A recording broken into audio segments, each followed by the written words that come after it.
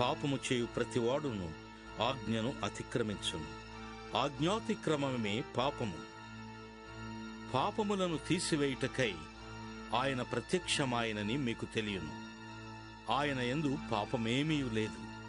ఆయన యందు నిలిచియుండు వాడెవడను పాపము చేయడు. పాపము చేయువాడెవడును ఆయనను చూడనూ లేదు, ఎరుగనూ లేదు.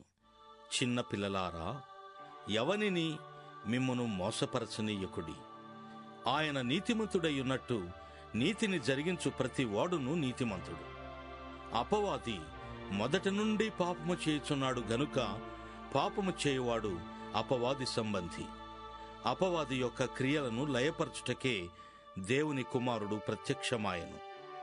దేవుని మూలముగా పుట్టిన ప్రతివానిలో ఆయన బీజము నిలుచును గనుక వాడు పాపము చేయడు. వాడు దేవుని మూలముగా పుట్టినవాడు గనుక